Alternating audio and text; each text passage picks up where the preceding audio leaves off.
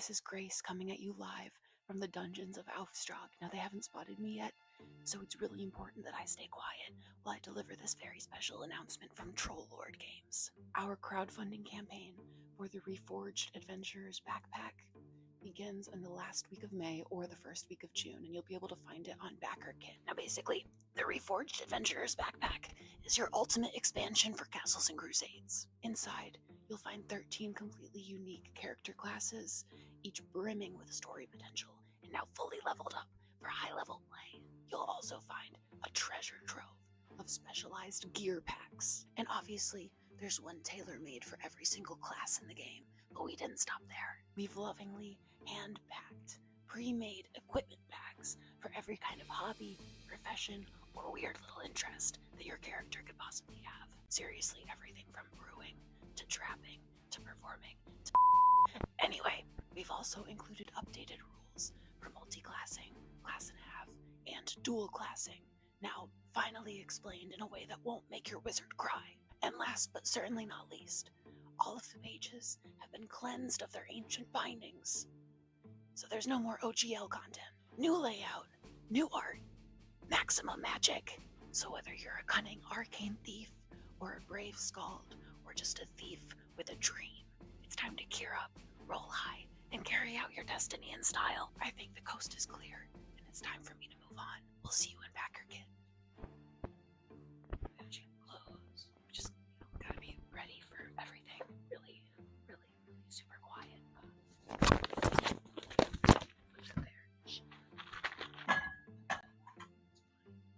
It's fine. Everything's fine. Oh, wait. Okay. The Adventurer's backpack. Backlight, fight heavy.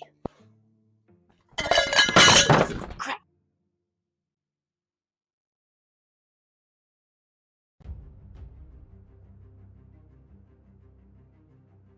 They're counting on you. Against all odds, we've made it this far. But we both know that the old ways aren't going to work this time. This journey has changed us, changed you. But it's not over yet.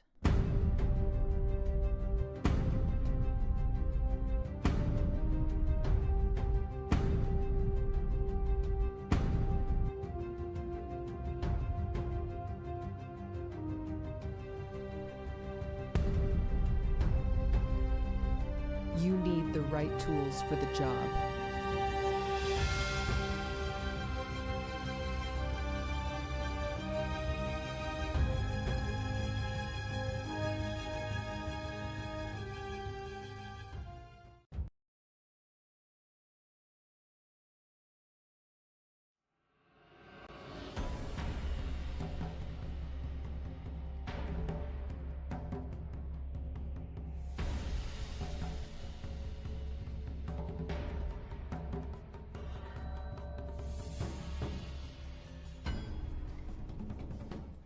Good evening. Hello, hello. Whoa. Trouble. He heard movement when I started speaking, and then it was time to fucking panic. The early crew came in strong today. Dark Elf Twilight, welcome in. DM Chris, Riley Fun, welcome in. Good to see you. Welcome in. Thanks for hanging out with us for the first time. Cylons in Australia. I hope that your flight goes smooth and that travel goes well. Manfred, welcome in. Good to see you. John D, thanks for tuning in from YouTube. And Mobius, welcome in. And Crane writes, but I don't like that guy. That's a pretty nerdy person. Nick is menacing me behind the camera. Do you want to show everyone your new acquisition? What's my new acquisition? Your new tomato-based acquisition? Oh, yeah. I had a moment of tomato-based acquisition. Am I like a sleeper agent that's being woken up with like a obscure passphrase? I have this bit where I thought it would be really funny if we decked out our entire apartment in like tomato-based decor, because I have this light here. And so I did this design for our house, for our apartment, that was like all tomatoes, and we're slowly adding to the collection.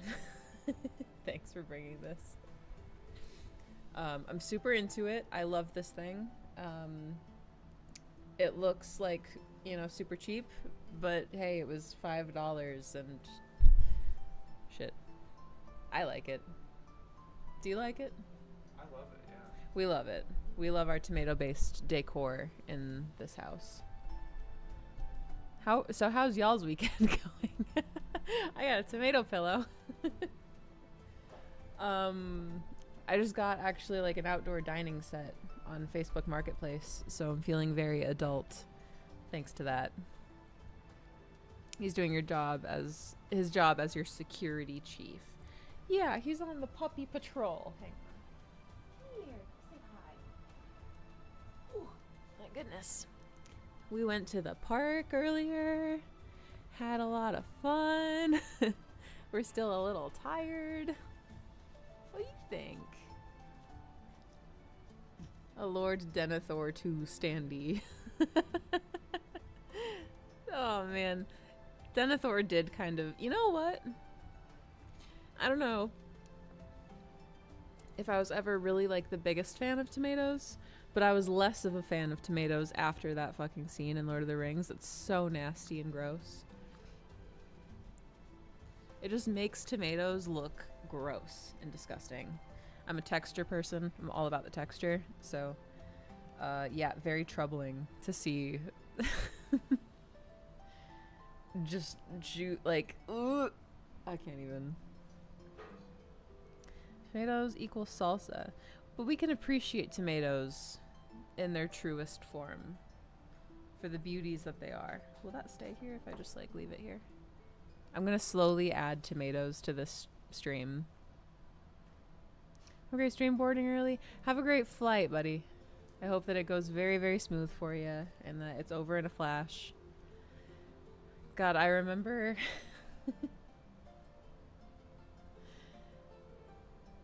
Oh my god.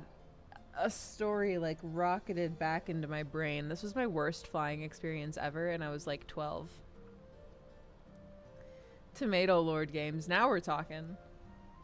I was flying and I come from a family of 5. I'm the oldest of 3 kids. And so what we would do a lot on planes is like my brothers would sit together, my parents would sit together, and then I would sit with like a stranger, which was very cool because it made me feel like I'm an adult. Like I'm flying by myself. You know, when you're a kid, just any amount of freedom is like awesome. And so I was seated in an aisle with this like woman and she wanted me to like, I had no say in this matter. This whole interaction happened without my intervention at all or input. I was 12, but she really wanted me to trade seats with her husband. And I forget why that didn't happen, but that did not happen. My parents spoke for me. They wanted me like right there. They didn't want me to move, I guess. I don't remember the specifics of that, but I ended up sitting next to this woman, and she, rather than like accepting that like, hey, this is a child, like whatever, like I don't get to sit with my husband on this flight. It was like not crazy. It was not a crazy flight. It was like 3 hours maybe. She was super like rude and like huffy and like giving me looks and like just being really, really antagonistic towards this like 12-year-old child. And I was just like mortified, like so embarrassed, sitting there in my seat, like just trying to not look at her. But we had to unite together, me and her, because little did we know there was an enemy on this plane who was a greater danger to our good time more than she was to me or I was to her. And so the guy in front of us innocuously reaches up and turns on his little, AC thing. Reaches up and turns it on. Just, he wants a little bit of airflow for his 3-hour flight. What buffets us directly behind him is the worst smell that I think I've ever smelled on a human. I think now as an adult, I could identify that smell as like tonsil stones. He smelled like tonsil stones. just like absolute poop. He smelled like poop. I can't call it like he smelled like shit because that's too conceptual. He smelled like feces. And like, so I'm sitting there, kind of doing this, trying to like hold the line, and she's kind of doing the same. And we are now kind of like, there's a little bit of a camaraderie because like we're kind of looking at each other like, oh my God, like, are you smelling this? Can you believe this? And not speaking any words to each other. But then, this is so gross. This is so nasty. Oh shit. We lost one. It's okay. We make these sacrifices in war. My face starts to itch as I'm sitting next to her kind of doing this. And I kind of like, I start doing this and I notice that there are like these white flecks in my eyebrows. I'm like, what is that? I look up, and so I'm sitting here. The bad smelling guy is like in front of and to the left. And then he has somebody in front of him who's directly in front of me. We're both in the window seat. And I notice that guy is wearing a dark shirt, and there's a visible layer of dandruff across the back of his shoulders. I'm watching it fall from his hair, from his scalp, onto his shoulders, and roll down like new snowfall. And it connects to me that because that guy turned on his like air conditioning, somehow, not air, you know what I mean, the little air vents, somehow it's blowing both of their like air back at us, and I'm getting this guy's dandruff all over my front of like my shirt and in my face, in my hair. This woman like looks at me. I'm just looking at her. It's not getting on her. It's just getting on me. And she like with the most mortified look I've ever seen, like not open mouth, like agape, but just like in the eyes, like just crazy eyes, takes off her jacket. She puts it like in between where the two seats are like open and plugs the hole for me. So we had an alliance by the end of that situation. But I think that's the most disgusting experience that I've had, being covered in another man's dead skin and inundated with another man's musk after being like kind of treated passive aggressively by a strange wealthy looking woman. I wonder what she's doing now. I hope she's doing great. I hope that was her like Ebenezer Scrooge moment. God, that story had been like burned from my brain. Depends on who her husband was sitting next to. Parents might have felt safer with you sitting next to a female. Exactly. So much scary shit happens on planes and in airports, and I had no idea. I was just like excited to like walk from the gate to the little like corner store and get M&Ms by myself. Little did I know. That's so gross. It was so nasty. This is why I drive everywhere. Me too. I would so much rather drive than fly anywhere at all.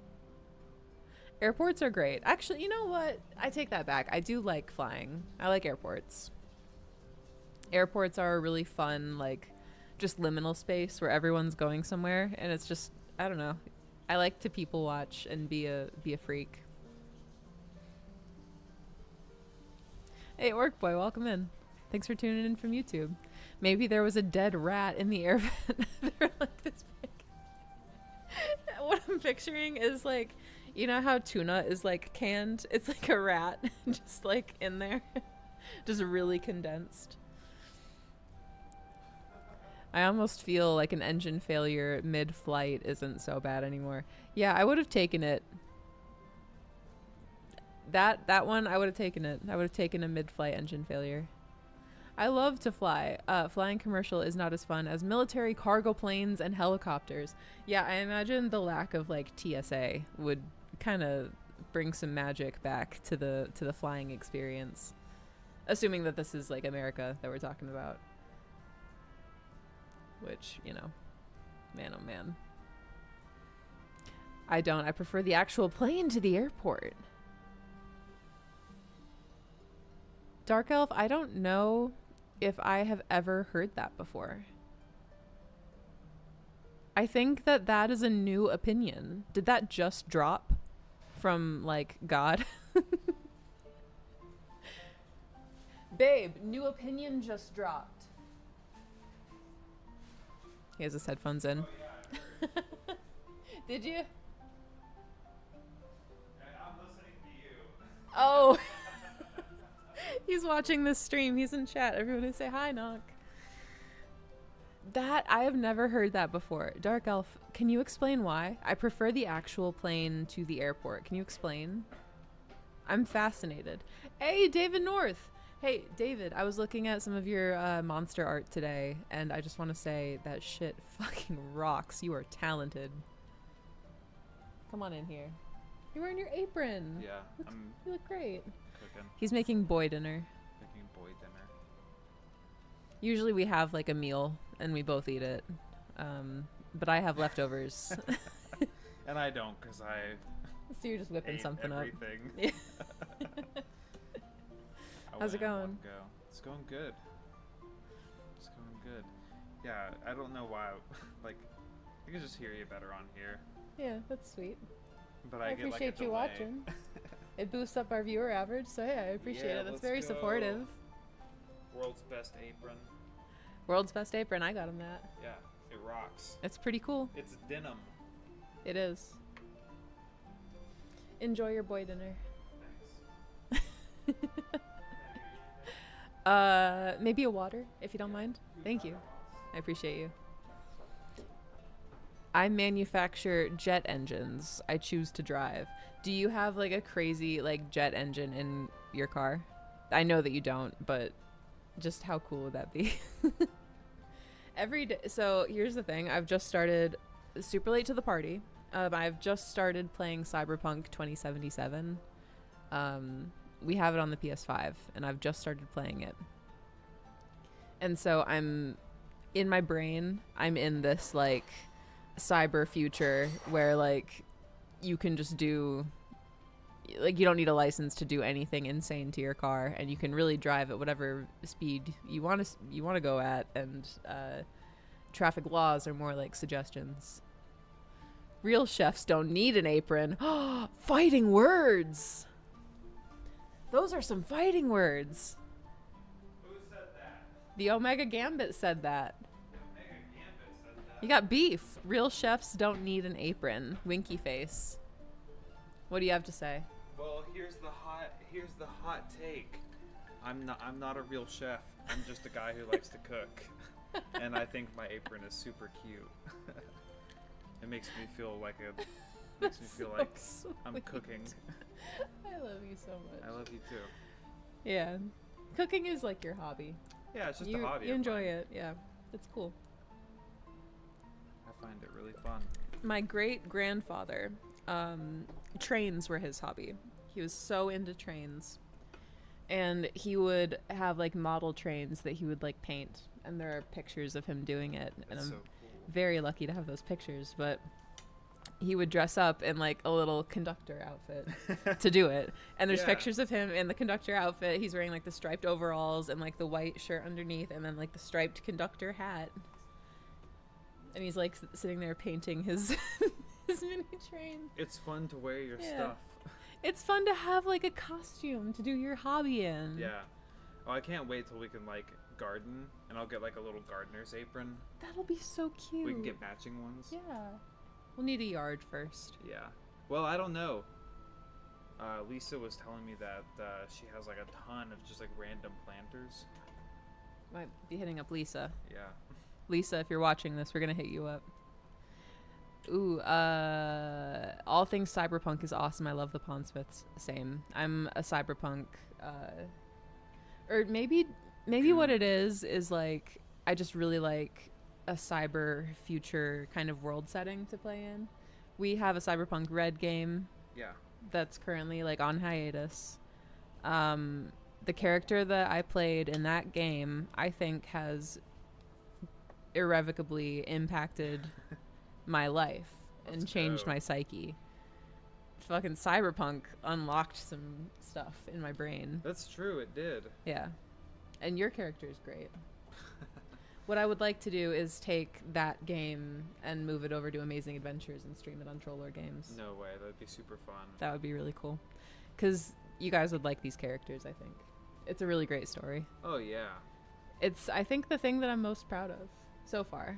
Really? Yeah, that game. So if any of you are curious, it's called Honey Pit, and the whole actual play is available on YouTube. We have all of the episodes uploaded, including the prologue, which I think is the best actual play content that we've ever created as a group. I feel pretty close to that, yeah. And it's called Honey Pit, and it's by Hearth Coven Games on YouTube, and it's about 3 mercenaries that meet each other, and they are trying to make it as mercenaries and also trying to make it as like a jam funk band. Yeah. In the dark future. In the dark future, in the spacefaring dystopian future. Yeah. It's very Cowboy Bebop is like kind of the it's very Cowboy Bebop, that yeah. that we want to just like explore and have fun with. Yeah, exactly. Hey Phantom, welcome in. Good to see you, buddy. How's 2077 compare to Red, I wonder? I like Red more. I mean, of course, come on. Like, do you think so? Of course. I mean, the video, so they're just different. It's comparing two different, I don't know, it's like comparing the comic book to a movie or something. That's true. But like, I would love to see the world of Red realized the way they made 2077. I want to make sure I'm talking about the right thing. Red is the tabletop game. Right. Yeah. Okay, yeah. Like set in like 2045. Awesome. Yeah. Yeah, it would be cool to see that made in a game the way that Cyberpunk 2077 is a game. Yeah, well, that'd be nice. I don't know, like, I've had such a good time, like, inhabiting that, like, 3D space, and to be able to, like, engage with it in that way, like, feels It is a really great special. story. I feel like that, ooh, you know what? I would go so far as to say that Cyberpunk 2077 has made me a better game master, because it has, like, you can say whatever you want about the story or, like, whatever. I don't have any opinions about that, really. But, like, the level design and the way that, like, certain quests are laid out and what they have you do for, like, certain quests, like, it's designed really well. And I don't know, it's made me think about, like, okay, how would I apply that to a tabletop game as a game master? Yeah. I always think about, no spoilers, but there's a Cyberpunk 2077 video game mission where you're with this, like, really religious guy. And he just wants you to follow him around for a day. And so the quest is you spending a day with this guy. But it's awesome. It's a really great quest. And if any of y'all play the game and give it a try, you'll know what I mean. And let me know when you do, because I want to talk about it. I should take Cyberpunk 2020 and just play the setting as real life America 2025. You should. You totally should. That's the thing. Like, we have most of the dystopia and none of the technology. Like, it kind of we didn't even get hoverboards. That sucks. I can't even put an LED in my collar. Come on now. Come on. I guess I could do that. I can't have LED hair or anything. Come on. I can't have my eyes change color. Nothing. Nothing? Really? Cyberpunk is another one of those tabletop games I somehow have yet to play. Probably the biggest omission on my list now that I finally played Vampire the Masquerade. Phantom, you'd like it. I think that you would really like it. It's not difficult. Like, it's, I don't know, it's a little crunchy, but it's not... I don't know. Not you know, really. For me, as like a total newcomer, I found it a little crunchy. That's fair enough. But it's very intuitive and easy to learn. Yeah. Just like Amazing Adventures. Not to come on the Troll Lord Games channel and talk about a different game that isn't produced by us. Hey, did you know that all Amazing Adventures titles are 10% off through the month of May? Whoa, no way. For the month of Amazing Adventures? Wow, geez, what a deal. You're losing money not doing it. Okay. Thanks for visiting. Thanks for having me on, everybody. Jeez. Bye, now. Jeez. All right. Bye. Are you gonna read? I'm gonna read.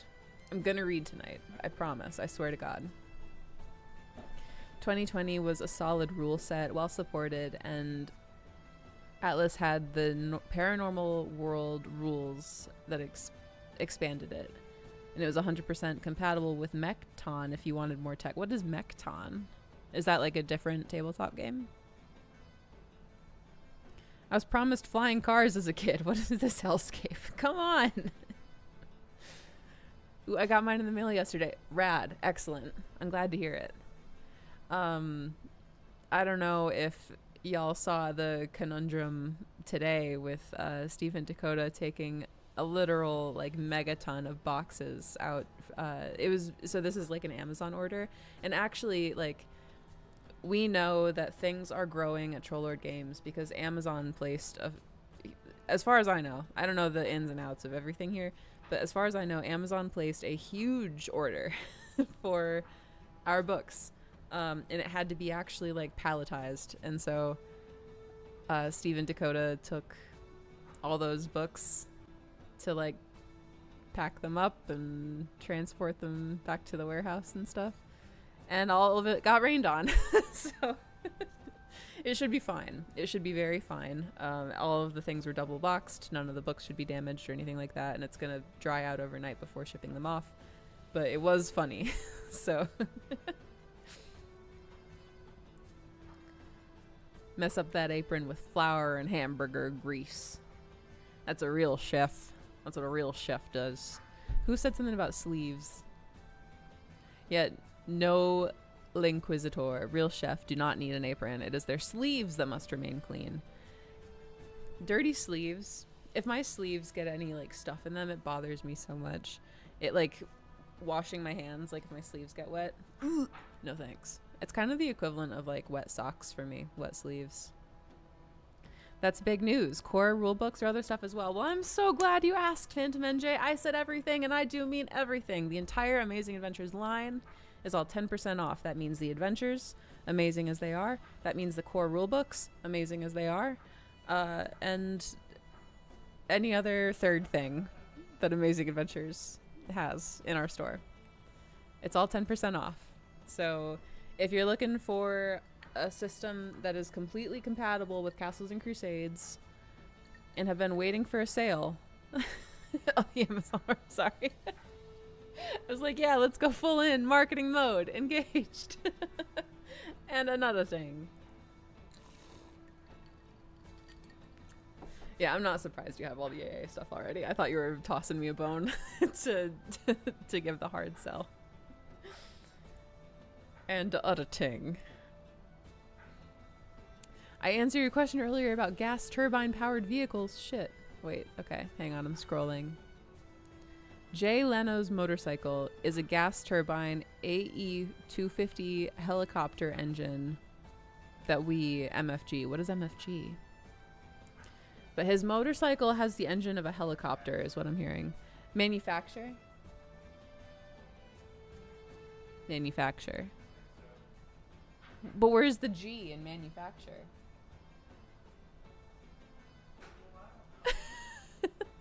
He said, well, I don't know. That's crazy. What is MFG? Will you clarify? Either way, that's insane. That you can just take the gas turbine engine out of a helicopter and put it into a motorcycle. Does that... I don't know. Like, so, okay. I know very little about engines. I've never changed a tire. I don't know anything about cars. Is it, like, significant to put in an engine from another vehicle into a car or a motorcycle? Does that, like, make it crazy fast? Or, like, supercharged. I don't. Is supercharged a thing? Hey, mostly trustworthy. How are you? It's great to see you. I hope that all is well in your world, and please know that you're a delight, and it's lovely to see you.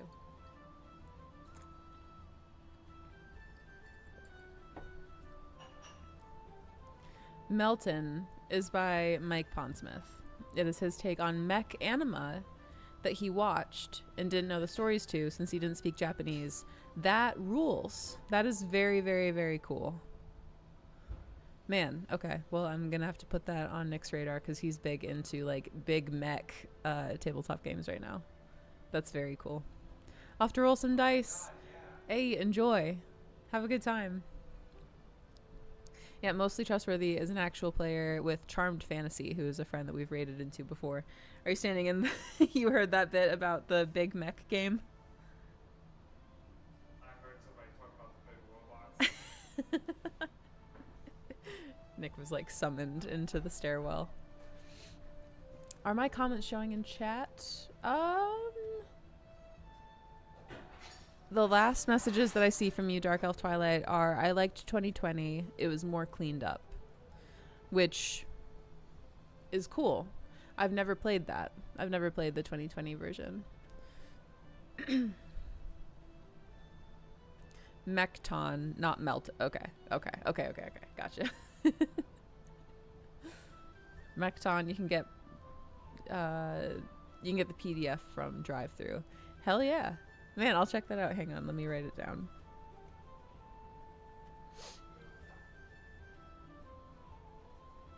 Mechton. Okay. Yeah, I'm gonna check that out. You and the Charisma Cats should play his Teenagers from Outer Space RPG. We were just talking about how the Charisma Cats want to go to outer space in their game. And they asked me for that in this game, to go to outer space. They said, I don't care how, but we want to go to outer space. So maybe you guys could give me some ideas for that at some point, because I have nothing for that. I have no idea how to put them in outer space. I have a vague idea, but it's not really outer space because they're not in the material world at all. And they're not even in like the multiverse. They're not among the planes. Our Tuesday campaign takes place in a setting of my own creation called Draft, which is like a pocket realm, but it's not a pocket realm located in the multiverse. It's kind of within like a larger imaginary world setting that I made, where it's just like where ideas live until a person has them, and it's called the ether, and it's just like a liminal space where ideas just kind of hang out. And it's kind of like being in purgatory or like being dead. Like you're not aware of your surroundings. You're kind of asleep and you're just hanging out in the ether until a person thinks of you. However, they have been sucked into a pocket dimension in the ether, into the land of Draft. And as long as they're in Draft and not in the larger ether, they cannot be thought of by people. So the closest thing that they could get to outer space is like the ether, because there's no like outer space in Draft. There are stars, but those are ideas in the ether, not distant planets and suns and stars and things. Pardon my word vomit. This is a very word vomity stream. I appreciate you all bearing with me. Teenagers from Outer Space is awesome. Man, my phone's gonna die, but I've got to write that down too because I will forget. Teenagers from Outer Space. Yeah. Depends on the engine, but I have done it several times. I have built a couple of trikes, one with a Chevy Citation drivetrain and another with a 3.1 V6. I prefer V8. It tastes like tomato soup. Sorry, stupid. I built a 600 cubic inch engine and put it in an old Chevrolet Nova. I cracked myself up with my own bit. I'm sorry, I'm moving on. I put a 318 Chrysler engine in a 47 Dodge truck. I know those words. I put a 283 engine in a 1977 Jeep CJ5. Not hard to do, but I had a well-equipped shop to do it in. Okay, gotcha. Do you want a higher number? Like, is the 318 Chrysler engine better than the 283 engine?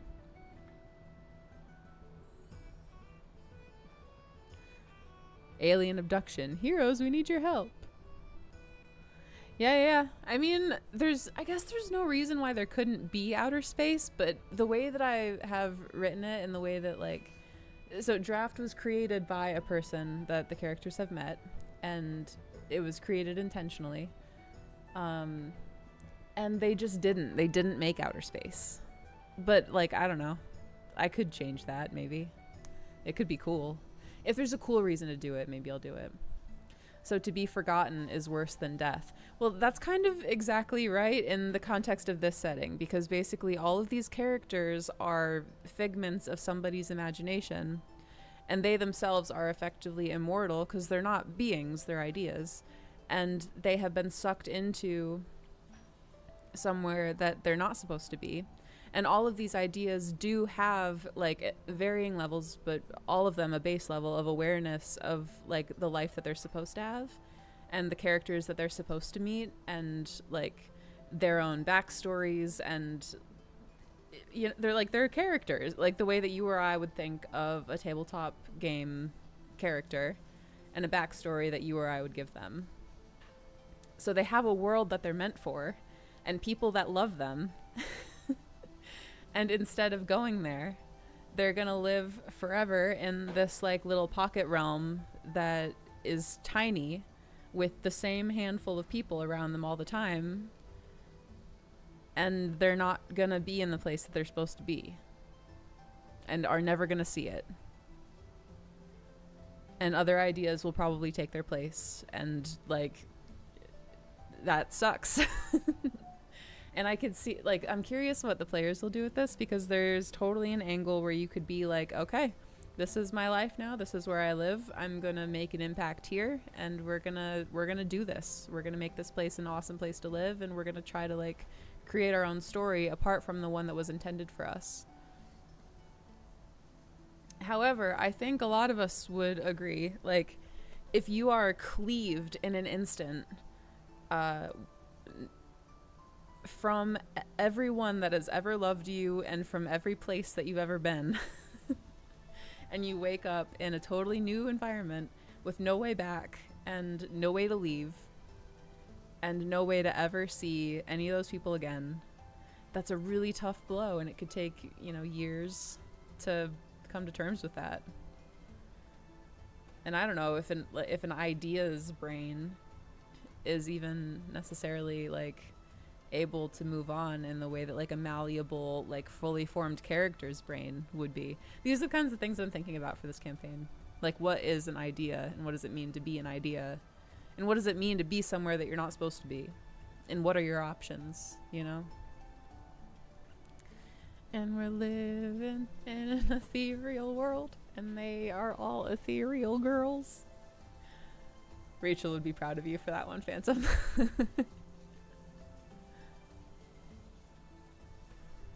You can use a pool of water that reflects the moon that can port them to outer space on other planets. That would be cool.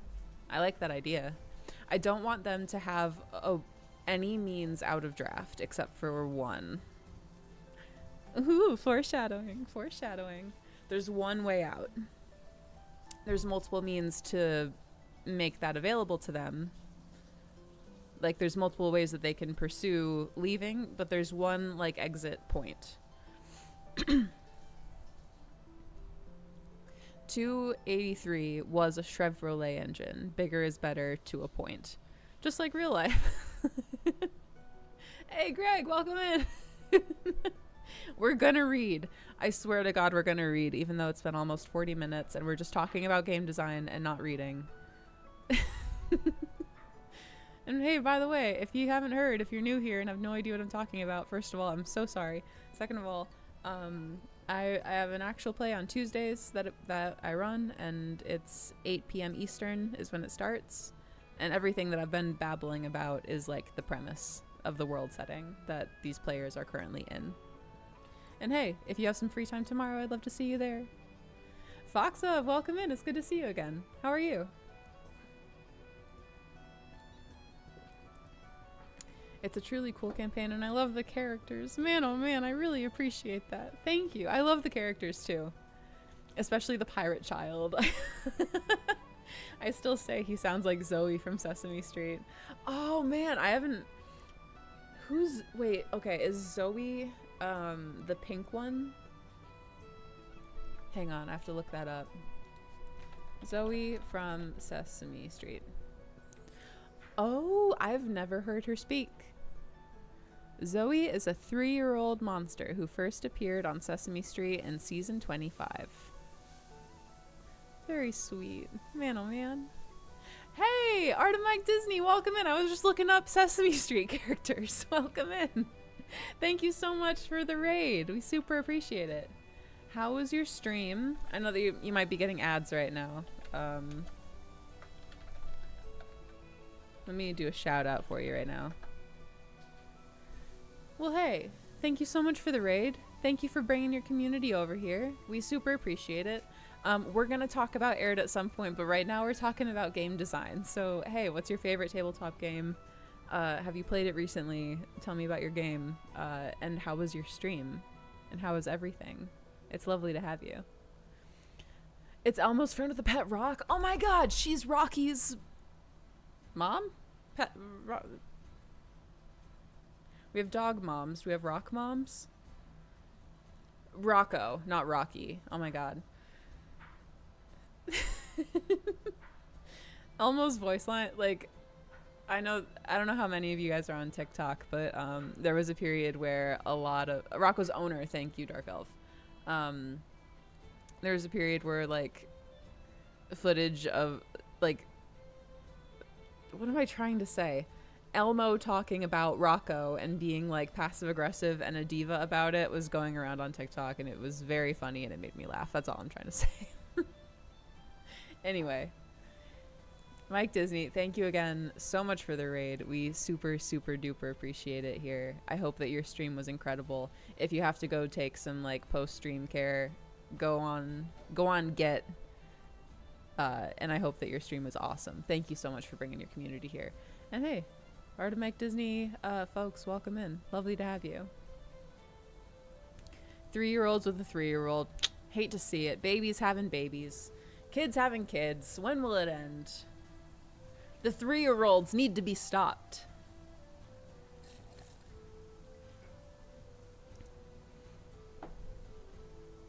I'm still laughing at Elmo breaking the internet by tweeting, "How is everyone doing?" I didn't hear about that. Oh man. We're all having a time. I think that's fair to say. It is times. These are times. There's certainly times. But yeah. So yeah, I don't know if they'll be able to go to outer space or not. 'Cause I want Draft to feel like nice, but a little claustrophobic. Like the realm is not very large. It takes, I think, 4 days to walk across the entirety of all of it. And there's several different kinds of like regions geographically that they can visit. But the community is overall very small, and there's no real way out, and you can't really do the thing that adventurers do a lot, which is like explore new places and go to distant lands and pursue new quests with like new people. Like they'll be talking to a lot of the same people, I think. We'll see. I don't know about that. We'll see. But yeah, I sold them the idea of outer space, but I don't know if I'm going to be able to deliver that for them. Maybe I built a campaign for them built on lies. Sleep Token has a new album, and I might make a CNC campaign based on their new album. I feel like that happens to Nick's brain every time there's a new Coheed and Cambria album. There's like new character ideas in his brain that take shape with that. I love when that happens though, Dark Elf. When you hear like new music or a new album or a new single or anything like that, and it like sparks something for like a character or for writing or anything. Love that. Did that happen to me recently? I have to like... No, I don't think it did. I'm imagining things. I'm telling stories to myself. Have one of them jump on a trampoline and hit the border at the top of the sky, which is actually only 5 feet over their heads. That'll induce claustrophobia. Oh my god. That's scary. Ooh, that's a little scary. Like, the top of the realm is only 5 feet above you at all times. Because they can go up mountains and, like, climb buildings and stuff. There are, like, tall buildings and, you know, trees and things. But, man, if you cannot, like... Ooh, that's kind of cool. I might think about that. That kind of reminds me of... I have not played Portal, but I've seen gameplay of it. And there is a voice line from GLaDOS where she threatens to, like... fuck with the air circulation in such a way that, like... Or thanks to the super futuristic, like, air purifiers or something, she'll have you breathing the same room of air for the rest of your life. That shit, like, shook me to my core and really troubled me for longer than I care to admit. Maybe a bard named Damocles. Introduce time shenanigans, but not time travel, maybe time loops, by having tomorrow always be a day away. Oh my god. Is it almost like real life, like we're living in a time loop, like tomorrow never arrives? Oh god. There is gonna be, like... I don't want to, like, say too much. That does kind of allude to a twist that I do have planned, which I'm excited to have them encounter. We'll see how quickly it happens. I don't know how long this campaign is really going to take. I think it'll depend on, like, the two, I think, broadest branching choices that they'll make in this campaign, which is either, like, trying to escape draft or not trying to escape draft, trying to do something else. Whether it's, like, control draft or rule over it or just, like, decide to settle in and have a life there.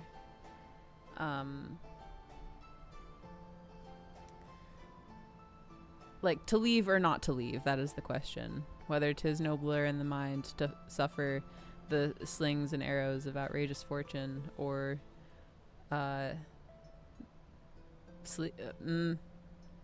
whether 'tis nobler in the mind to suffer the slings and arrows of outrageous fortune, or I don't remember how it goes.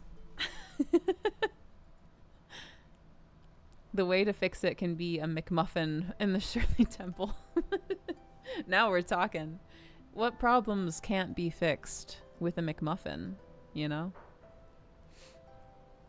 Make the characters have an anime training episode. Oh my god. You know what?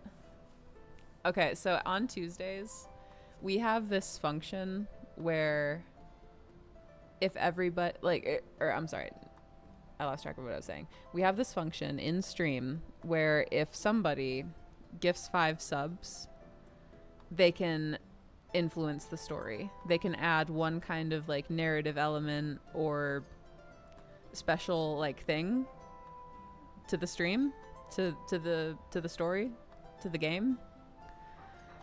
If someone did that and was like, I want the characters to level up and have an anime training episode, I'd go for that in a heartbeat. That'd be pretty cool. They're level 4 right now. 5 sub TPK. Oh no! I would have to abide it. I would have to give them something that was going to be a really crazy challenge. I think I need to put together a small 3 or 4 session run of Amazing Adventures for Summer of Siege. Yeah, have we talked? I think that I emailed you. Did we talk? For everyone who's like, Summer of what? Because I was going to start marketing this week, but I don't have all the assets yet that I want to give to everyone involved. Hey, this is the first time saying out loud in public. We're doing a special thing this summer, and I'm very, very, very excited about it. We're calling it Summer of Siege, and throughout the 3 months of summer, so from June 1st to the last day in August, I don't remember if August goes to 30th or 31st, don't come for me, I don't remember right now.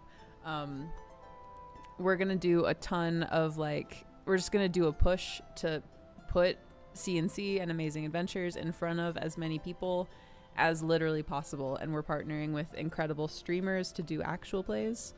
So hey, if you're a streamer and you wanna get involved and run an actual play, we'll send you books to do it. We're gonna have a week of open gaming on our Discord channel, and Chuck is spearheading that. That's incredible props to Chuck, because that is a crazy undertaking. That's a lot of work to organize that, and I would not be able to. And Chuck is doing a phenomenal job of organizing game masters and just getting people on board to run games and have a little mini week-long kind of open gaming digital convention where people can hop in and learn how to play CNC or Amazing Adventures.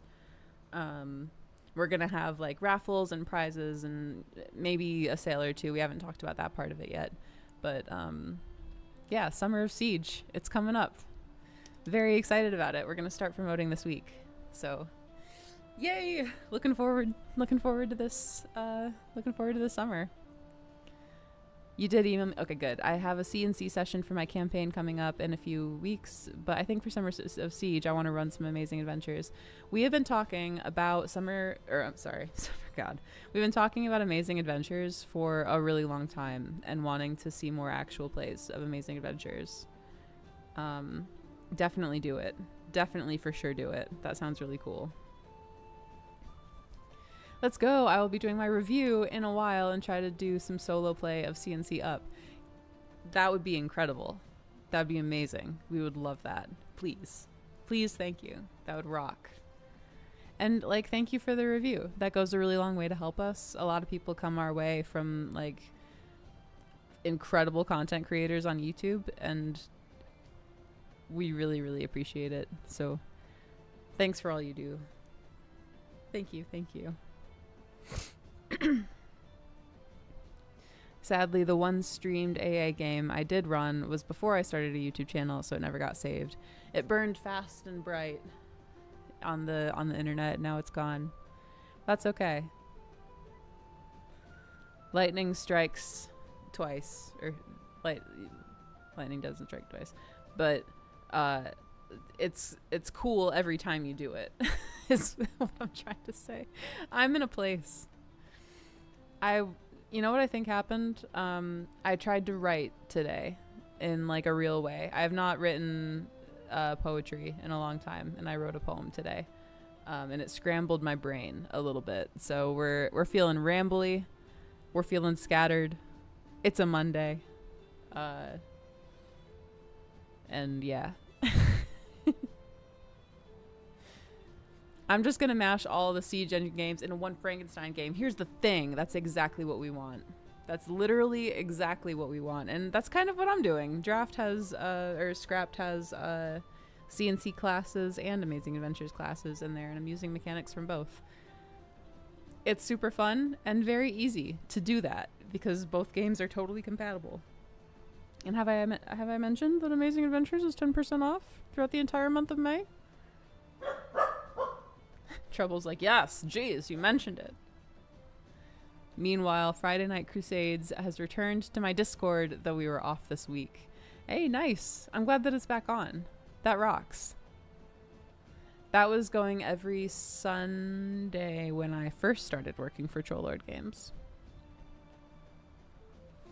The library will be getting back into streaming, and CNC will be first up for a review and a played game. Yes, let's go. That sounds awesome. If you have I talked to you about Summer of Siege? I'm just gonna put my email in chat. Anyone who's hanging out with us here who streams and wants to participate in Summer of Siege, we have a Discord server with all the streamers that are involved. That's really great for networking, and the conversations in there have just been awesome. In the meantime, while we're waiting to like get the show on the road, I'd love to send you books if you don't have them to support like your stream. Come hang out. Send me an email. Let's do stuff. The only thing that we're asking for streamers, or anyone that wants to like make content for the Summer of Siege, is that you just do it in the summer, and there's no requirement for like length or theme. Like, don't make porn. Is kind of like the only thing that we're like, don't use our books to make something like pornographic and awful. But aside from that, you can do a one shot. You can commit to like a 3-long mega campaign. You can do whatever you want. Just send me an email and we'll get set up. Oh no, my joke adventure is becoming a reality. Oh no, you committed to the bit until it became real? That's how I got into game mastering in the first place. I was talking about doing it as a joke. And then one of my friends took me seriously and was like, so when do we start? Like this week, next week? I was like, and so I just wrote one real quick, and then we did it, and then that campaign went for 2 years. I've also introduced 2 new classes, the Elementalist Wizard and the Specialty Priest of Sehanine Moonbow.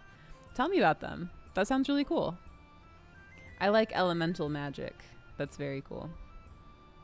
An orphanage stuck in a time loop where tomorrow is always a day away. The key to fixing it is in the Surly Temple, guarded by the Priestess of Fate and her animal cracker golems, whose weakness is soup.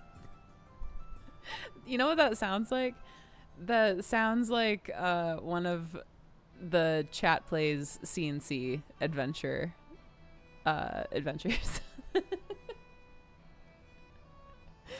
That is really fun, and you should do it. You never joke about coming a GM. Well, I know that now. Now that I've been sucked in. I still think that when it comes to actual plays, I'm better and more comfortable as a player than I am as a game master.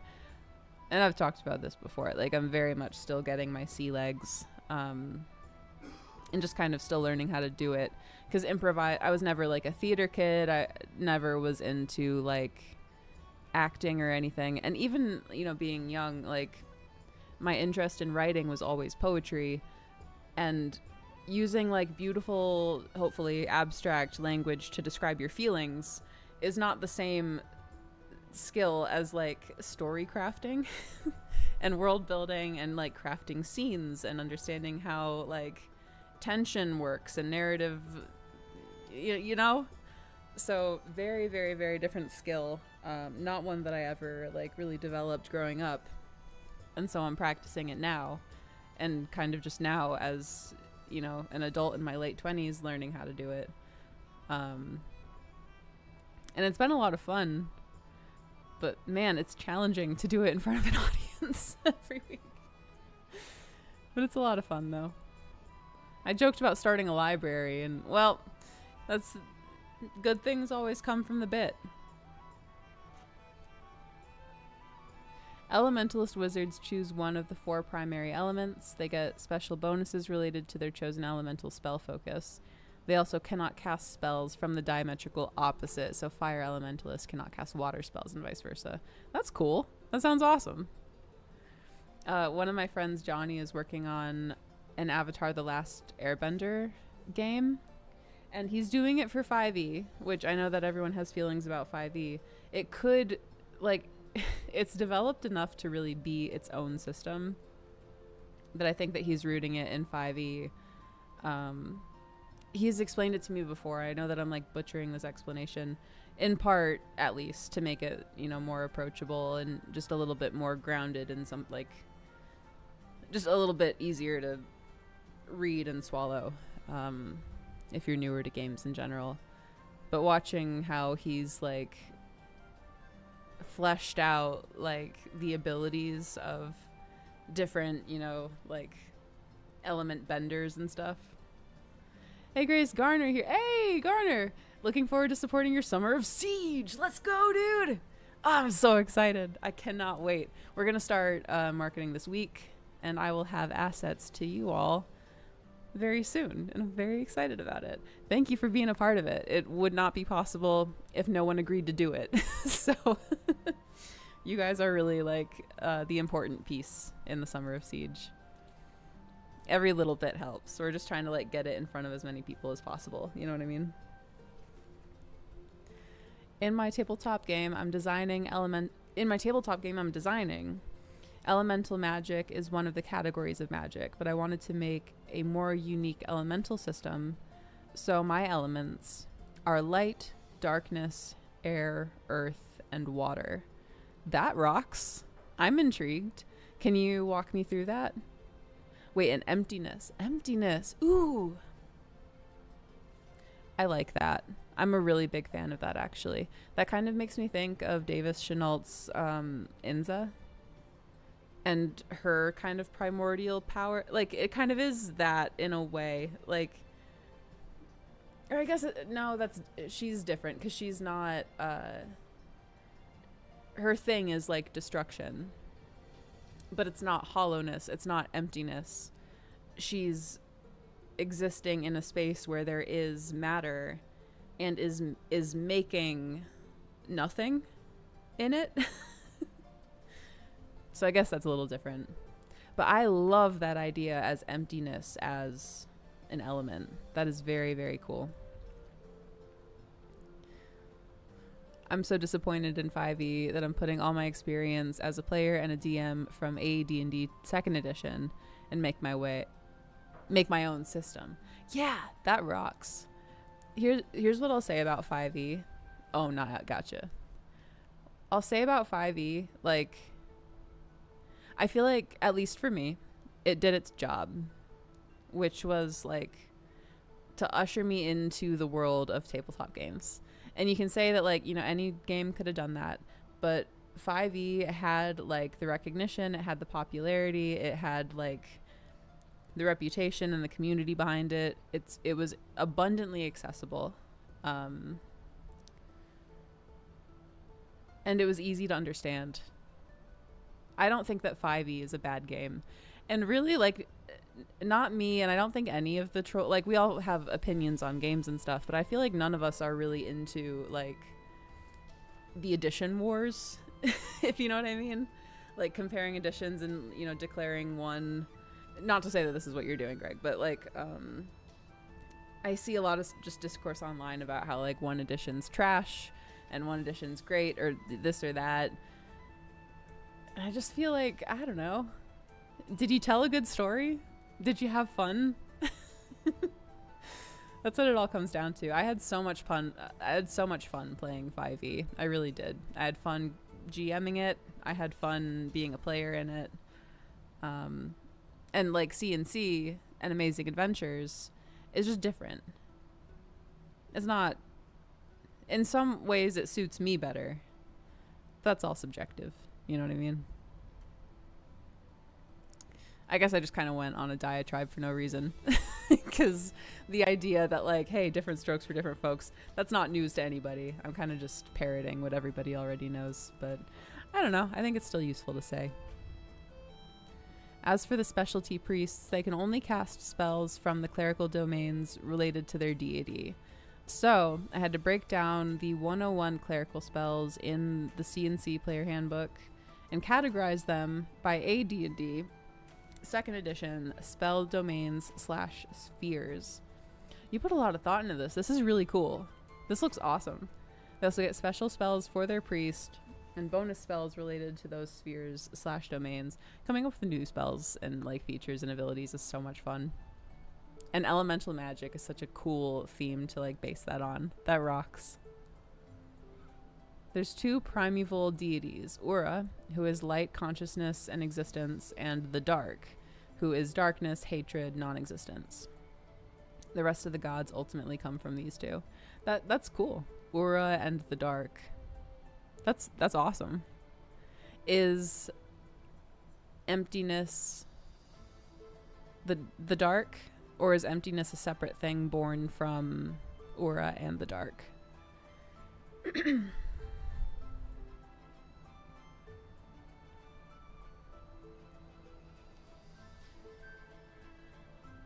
You cannot be introducing brand new subsystems after the initial game is out when you have a system as crunchy as 5e. Things break. I don't know, you know?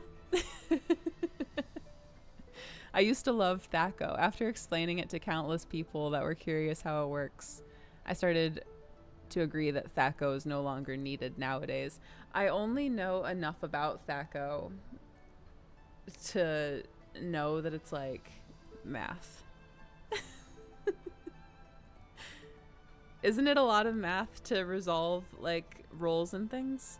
I know nothing about THAC0. I heard a brief explanation about it, I think 3 years ago. Not all? Will you explain it to me? I don't know if I've ever sought out an explanation on what THAC0 is. I need to reach out to Chuck to see how the library can do something for the Summer of Siege. Please do.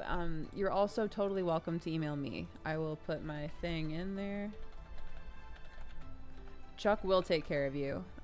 Chuck just has a lot of emails, so I would love to like take stuff off his plate. Because you all know how hard that guy works. Insane hours. So yeah, reach out to him or me. Well, either one of us will be totally happy to help and get you involved, because we would love to have you do some stuff. It'd be pretty awesome. Hey, Azur, welcome in. It's good to see you. Hey, and Jace, welcome in. The reason I love CNC is that it brings me back to the TSR days of AD&D with more streamlined mechanics. Yes, and in fact, did you see the news from Dungeon Craft that CNC ranks the highest on like classic AD&D experience?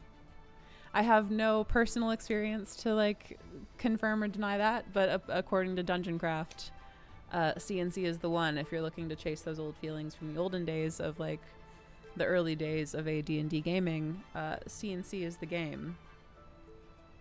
So I have no idea about that, but a respected individual in the industry had stuff to say. So pretty cool. Pretty cool. Magic is pretty much all an energy, which is present in people, places, and things, and can either be natural or corrupted. But it's tapped into with language. Arcane magic is categorized into 5 spheres: necromancy, conjuration, enchantment, divination, and hex, which each have 2 or 3 keys. Arcane magic is very do-it-yourself, mixing and matching concepts via speaking and writing, or singing sentences. But divine magic is granted by the gods and pre-designed. That's cool. This is a really cool system. This is shaping up. Just need a DM screen. That's really what just a quick visual cue of like, what does this mean? Good. Let's go.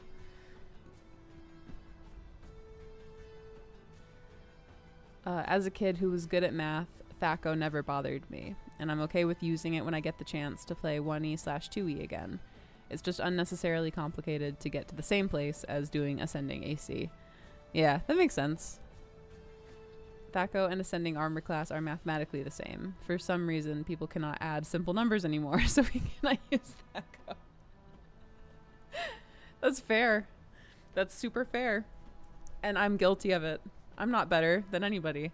If I have the choice between adding numbers and doing simple addition and just picking one, I'm going to pick one. Every time I'm going to just pick one.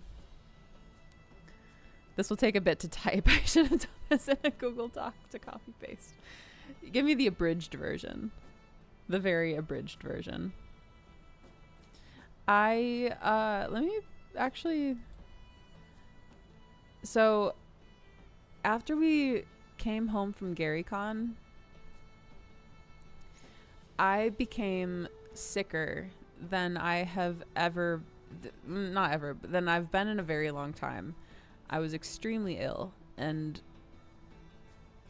after a few nights of like no sleep and being in like that hallucinated, like just so tired that you're not thinking in complete sentences or straight at all. I had one night where I slept for like 19 hours or something, and then I woke up and wrote a tabletop game. Let me just really quick, I'm not gonna bore you with every single detail, but I did want to just like pull up some of the basics if I can find it really quick. I'm not gonna scroll back all the way through everything.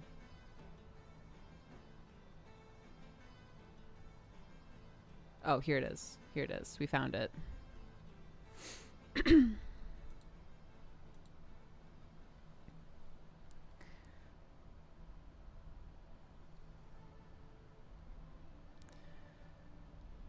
Thaco and oh yeah. You can use it, but why would you? Just cause, I don't know. Cause you saw Chuck in person. We both got sick. Chuck and I both got extremely sick. We probably both got the same thing.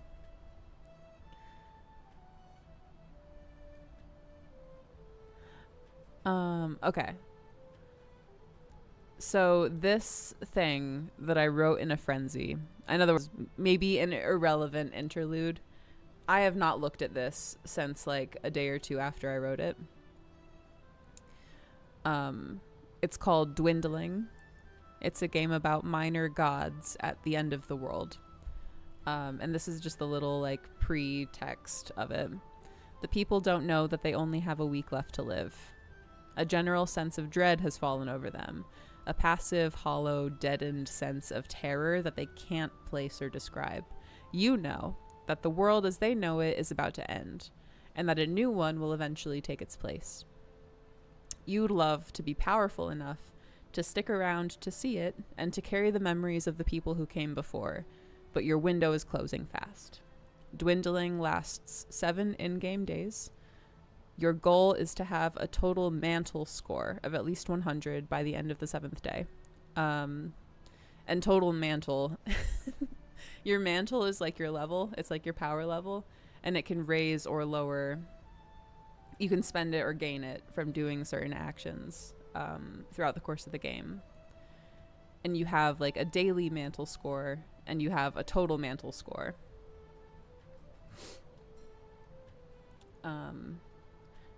I'm just going to read just a little tiny bit of this.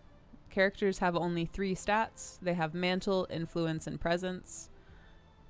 Each character begins the game with a static mantle score and can divvy up 5 points between their influence and presence, blah, blah, blah, blah, blah. Mantle is a character's authority over their domain. So in other words, it's kind of their health score. Characters have their total mantle score, and then they also have a daily mantle score. The daily mantle is what is affected by enemies during combat. And every day it's reset to match their total mantle after a long rest. Because you're not going to, like, die because you're a god. But there are ways that you can be destroyed, but that gets dug into later, which we won't, do all this. Influence is your character's ability to impact the people around them. And presence is your character's ability to impact their surrounding environment. Oh, I remember what I wanted to do. If I can find it in here. Again, I won't read through all of it. Okay, so this is what I came up with. Tell me if this is stupid. The game uses a D10 system. Each action that involves uncertainty or risk is resolved with a D10 roll, modified by your influence modifier for social interactions or your presence modifier for like environmental actions.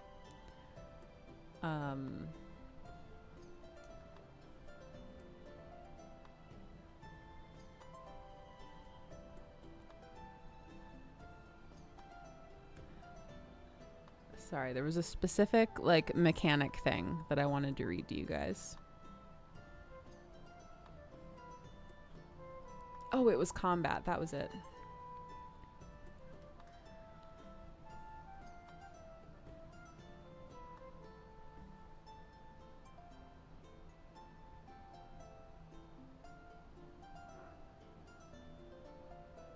Sorry, now I'm just like reading this, trying to find the thing that I want to read to you guys. Oh, okay, I found it, I think. The following rules apply when 2 or more characters are facing off and attacking each other directly. So you're shooting someone with a crossbow or swinging your sword at somebody. And not, for example, like trying to drop a chandelier on them or using your environment somehow. Because this is like a thing in this game. There's corporeal characters and incorporeal characters.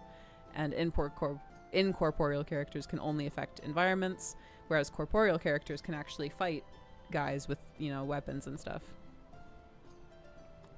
Rather than rolling on dice for damage, the person being hit with an attack will either imagine or probably write down a number between 1 and 10. The attacker will then guess a number. If the attacker guesses the number that the target is imagining, 10 points of damage are dealt. If the attacker guesses a number that is different than the one the target has chosen, the amount of damage taken is 10 minus the difference between the 2 numbers. So for example, Tia, an example character, is being attacked by a monster. Tia writes down the number 7. The game master guesses the number 5.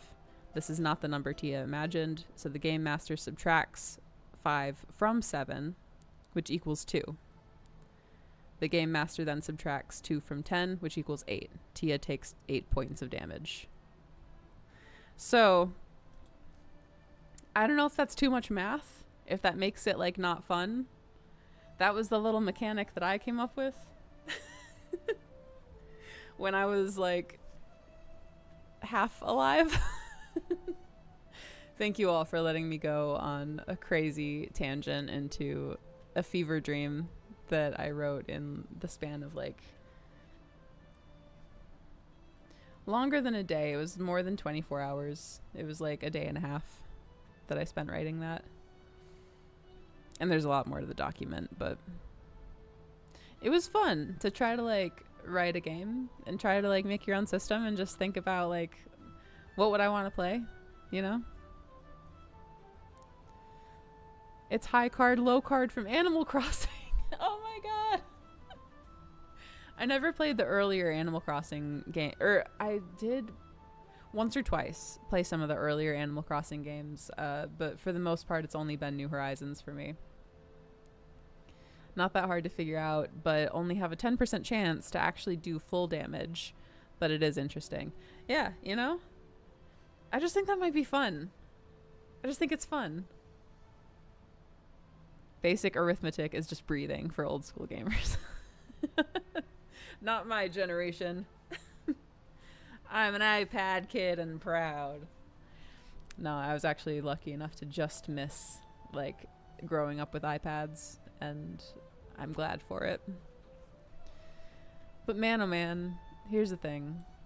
We didn't read anything about Aihrde, but we did chat about game design, and I really appreciate you guys bearing with me.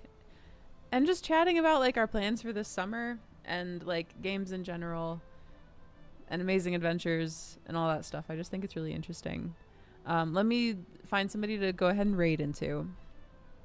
But I know that, like, tonight was kind of a weird stream. I think my brain's in a weird place because I'm trying to, like, write more. And so I'm trying to, like, put the words back in here. So that I can put words out there a little bit more. And that requires critical thought. Who would have thought? Not what I signed up for. I am with the calculator / TI generation with a slide rule. Yeah, TI calculators, I do remember. In 45 years of gaming, I've never had the desire to develop my own tabletop system from scratch. Adapt systems to new genres, yes. Build from the ground up, I'll leave that to someone else. That's how I've always felt too, until this weird like urge to make this thing that I had after like being sick. Hey, Atsumori, thank you so much for the sub. That's a year. Hey, happy anniversary. We're thrilled. Welcome back. It's good to see you. I hope that we see you tomorrow. And hey, you guys, Atsumori is another streamer participating in the Summer of Siege, so you should definitely go preemptively give them a follow. Who shall we raid into?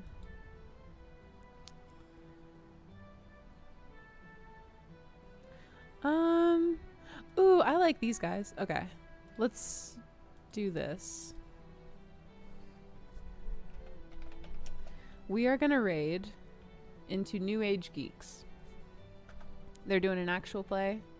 They're playing some stuff. It looks like it's a great time. Their stream looks beautiful. So hey, if you have like a minute to spare, I know that I do this spiel every time, and a lot of people are going to be like, shut the fuck up already. Hey, Nerdwerfer, thank you so much for the follow. You've joined us just in time to participate in the raid. We appreciate you. If you have a moment to do it, if you're watching from Twitch, please just like say hi to the streamers, compliment their stream, toss them a follow. It makes the biggest difference in the world when streamers like raid into another channel and their community like says hi, you know, and sticks around for a second. There was a channel that raided into us last Tuesday that I'm actually like a big fan of, and they all hung out in chat and like were super cool, and that was awesome, and it made my night. It made my week really, and I'm still like off the high on that, so like it's still, you know, making my day even now. So let's spread some positivity and say some nice stuff to these streamers and compliment their actual play, and maybe tune in for a little bit if we have a minute. And if not, or if you're watching from YouTube or Facebook or X, have a lovely night. I will see you hopefully tomorrow for our 3rd session ever of Scrapped. And we'll be back at 8 p.m. So thank you again. I appreciate you guys. You could have been anywhere tonight. You're here